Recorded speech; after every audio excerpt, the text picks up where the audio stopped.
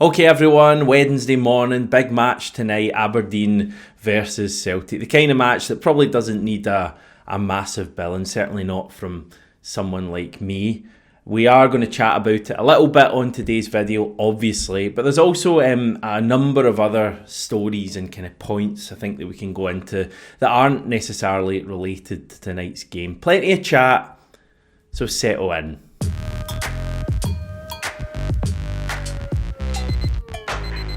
A lot of it comes from the press conference yesterday from the manager, Brendan Rodgers. A lot of ground covered.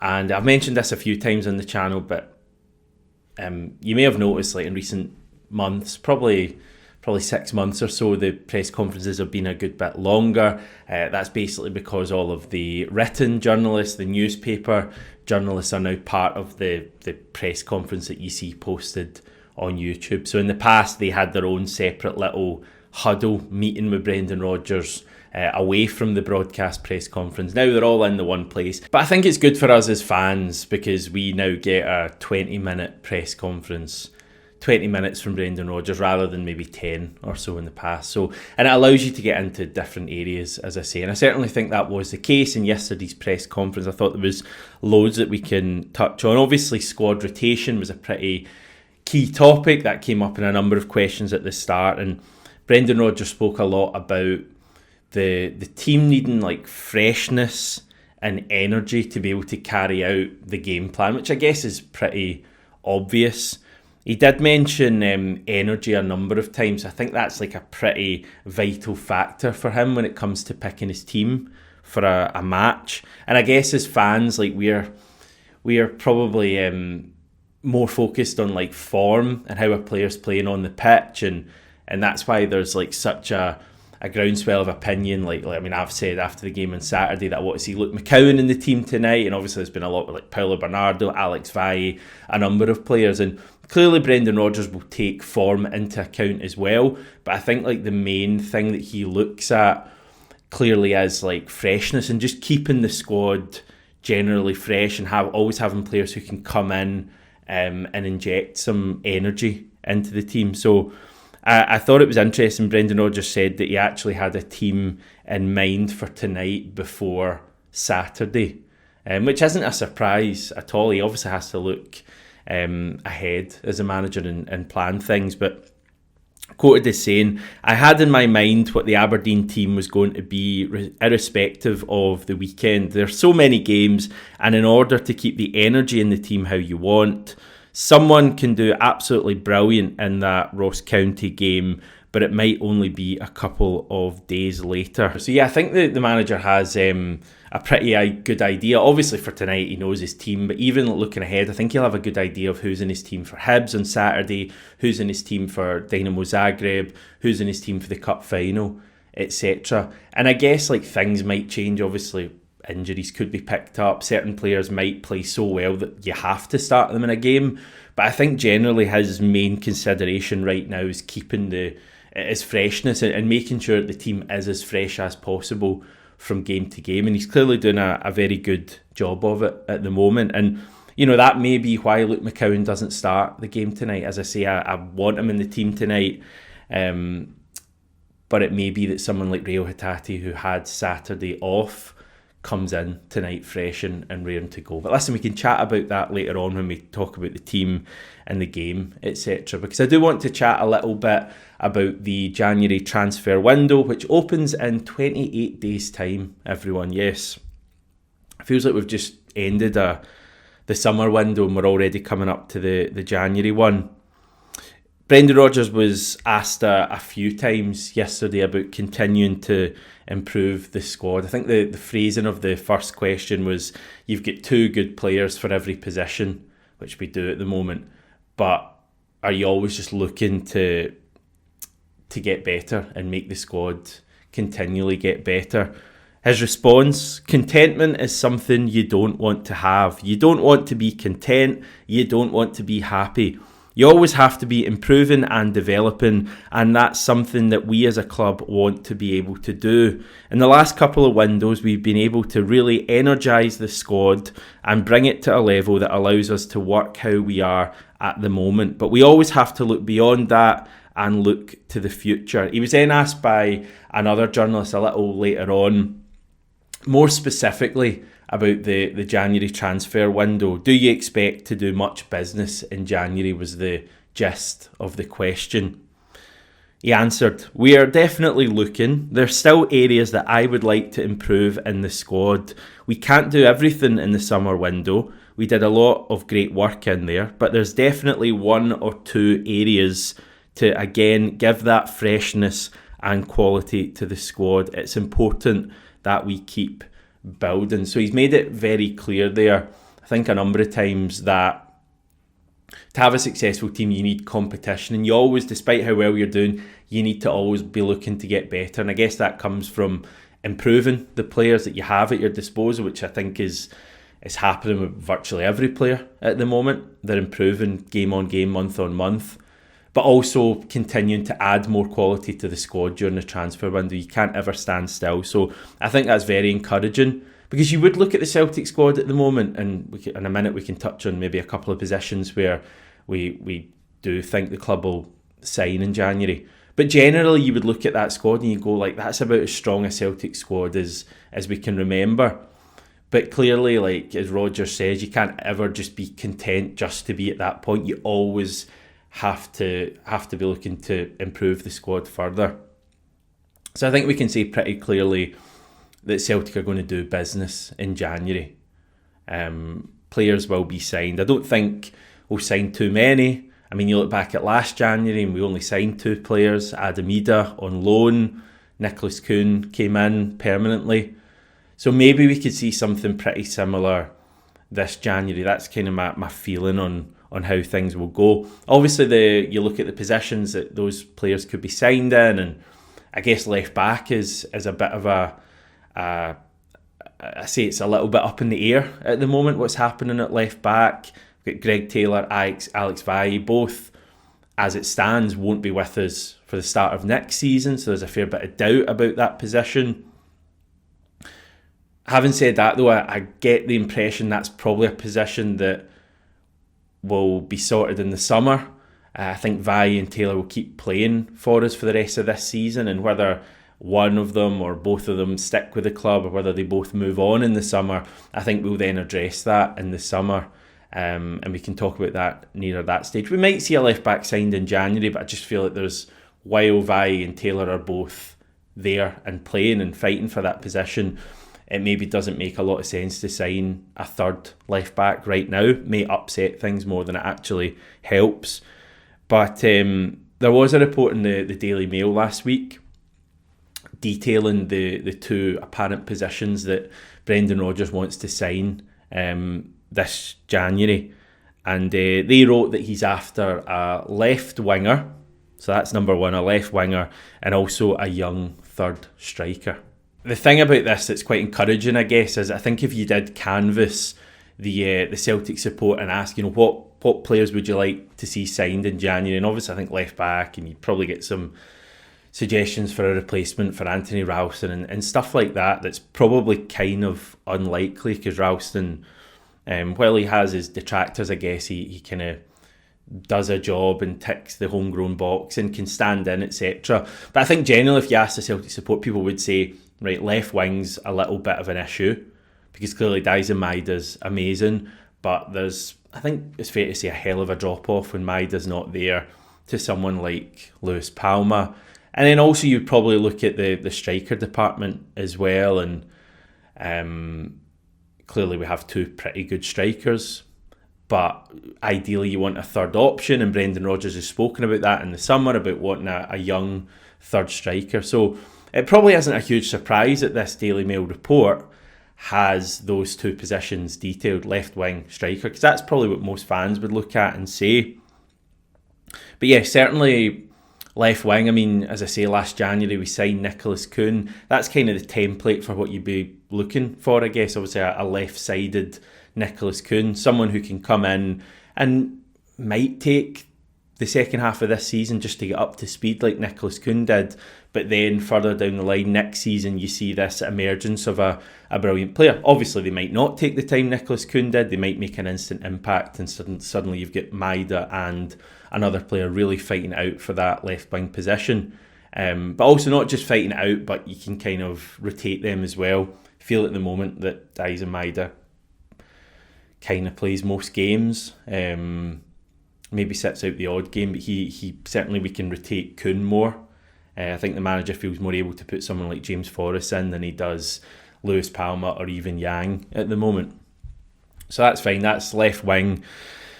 I think the striker one's interesting. It's a third striker, someone who clearly isn't going to get a lot of game time behind Kyogo and Ida. And Brendan Rodgers has gone on record in the past and he said that it doesn't really work with 3 first-choice strikers. There's not enough games going around to satisfy 3 first-choice strikers. We know that he wanted Rocco Vata to be that third-choice striker. That obviously didn't happen.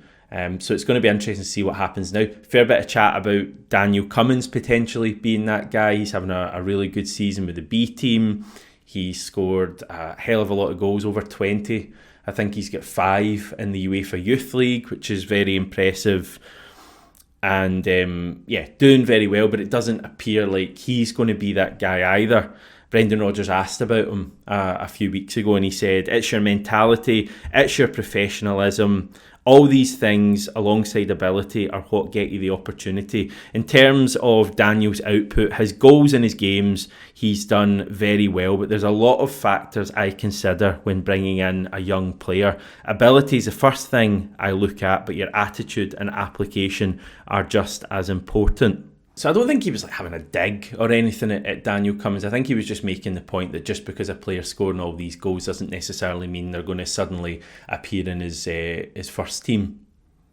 So I think we are going to move for a third striker in January. I'm trying to think like exactly what kind of level that player be at. Will it be? I mean, Odsonne Edouard was a pretty good third choice striker, but he was playing a fair bit when he came in because Lee Griffiths was starting to kind of go away a wee bit at that stage, wasn't he? Will it be a player from down south? You would suggest it probably will be. I'm quite excited to see what the club can do, and obviously I hope it's someone who comes in permanently and can then in a number of years become a starting prolific Celtic goal scorer, because Kyogo is not going to be around forever. He's probably, I don't know, got a couple more years after this one, Kyogo, and then he might want to go and do something else. So, yes, that's where we're at with that. Just on the Daniel Kelly, that's a Freudian slip there, apologies. Daniel Cummings, well, funny I said Daniel Kelly because Daniel Cummings might end up in a similar place, England, as Daniel Kelly and Rocco Vata did.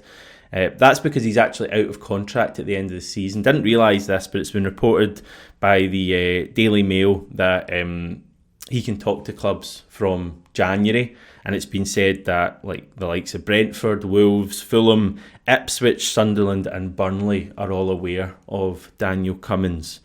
We would expect to receive around £250,000 in compensation if he was to move on, but this is another ongoing contract situation for a young Celtic player, and we know how they've tended to play out over the past few years. So yeah, Daniel Cummings clearly knows how to score goals.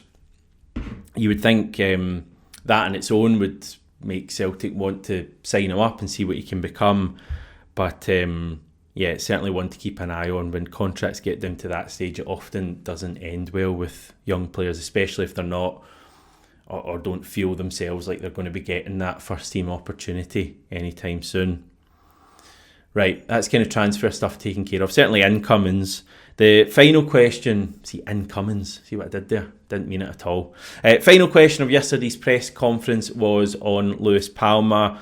Apparently there's been a bit of chat about him potentially moving to the MLS in recent times. Brendan Rodgers said, I haven't seen anything on that, but there's nothing really to comment on. Louis, as he said, hasn't played a great deal of late, but he's still a part of the squad. He's a good guy. It's been difficult for him. People have come into a position where he's played and done really well. He then mentioned Maida and even Yang.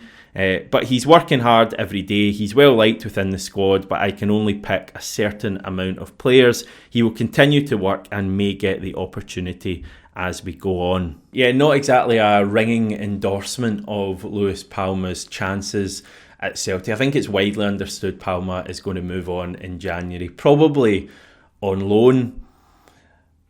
Don't know exactly where he'll go. I mean, MLS, something like that. Would he stay in Europe? I certainly think if we're going to move for a left winger, then that's going to effectively end Palma's time at the club. And yeah, I mean, Rodgers keen to point out a number of times there that he's a good guy. He's well liked by the squad, so he's not like a troublemaker or anything like that. I just think, as has been said a million times, his style of play doesn't suit this Celtic team. We're all about energy, speed, getting in behind, and his game that just doesn't align with that. So yeah, he's not played since the Dundee game for us. He's not actually made the matchday squad for our last 3 Premiership matches. So what was that, Kilmarnock, Hearts and Ross County the weekend. He hasn't made the bench for any of those, so it'll be interesting to see if he's part of the squad for tonight's game. But certainly I think Palma is nearing the end at Celtic. It'll be one to keep an eye on in January. Another winger, James Forrest, was the player doing the media yesterday. He did mention at the end of an answer, and I thought this was a kind of a line that might just go a little bit unnoticed, but I think he basically said that as time goes on, he does think Celtic are going to be his final club. He's obviously recently signed a new contract. I think that keeps him at the club until he's 35. He was asked whether he would go on beyond that, and he said he hasn't really thought about it. I mean, he obviously has, but it's just the kind of thing players say. I really hope James Forrest finishes at Celtic whenever he does it, because I just love the fact that he plays for one club his whole career. And I think just listening to him, I think he kind of likes the sound of that idea as well. Right, in terms of tonight's game, if we move on, team news, bad news for any Scott Bain fans out there. You might want to pause this, just calm yourself down and get ready for this bombshell. Scott Bain won't be playing tonight. He's got an illness, so he is not available for tonight. Good news is that everyone else is around. Without further ado, this is the team that I'm going for. Kasper Schmeichel in goal. Back 4 of Alistair Johnson, Cameron Carter-Vickers, Austin Trusty and Greg Taylor. Midfield 3, as I've hinted at, of Callum McGregor, Paulo Bernardo and Raul Hatate. That's what I think will happen. And then the obvious front 3 of Nicholas Kuhn on the right, Daizen Maida on the left, and Kyogo Furuhashi through the middle. Really good pitch at Pittodrie as well. I've been watching some of their highlights, so I'm expecting that to be good for us to be able to pass the ball about. And yeah, actually really looking forward to tonight. Now, a few things that I do want to mention. Aberdeen have won 14 matches in a row at Pittodrie, so clearly they're very comfortable at home, comfortable in front of their own fans. The match is not a sellout at this point. Aberdeen say that a limited number of tickets are available. Obviously, as we know, that is company speak, and it could mean that there are literally thousands of seats still available, but it's not a sellout at this stage. Celtic will have just shy of 1,700 fans in the stadium, so certainly outnumbered, but we were at Tynecastle recently and fared okay. Dons without their first choice goalkeeper Dimitar Mitov. He'll be out for a period of time with a hamstring injury, so he obviously won't play tonight. That will mean that former Celtic youngster Ross Doohan will be in goal for Aberdeen tonight, or he's certainly likely to be in goal for Aberdeen tonight. The officials, referee is Don Robertson, assisted by Frank Connor and David Room. VAR is Andrew Dallas, and assistant VAR is Graham Stewart. And there we go, a big night ahead, but we've had a number of them recently, and I think Celtic will be fine tonight. It's going to be a challenge going away from home. Hope it's a really good atmosphere. Hope it's a challenge from Aberdeen, but I would love to just beat them pretty convincingly again and make us all feel really good about ourselves. Chance to move 7 points clear tonight and have a game in hand. and more than anything, just looking forward to watching this team again. So looking forward to it. Enjoy the game if you're watching. If you're on your way up to Pittodrie, maybe listening to this or watching this, hope you have a really good night. I'm sure it's going to be a cracker. And I will return tomorrow morning with Asim to look back in the game.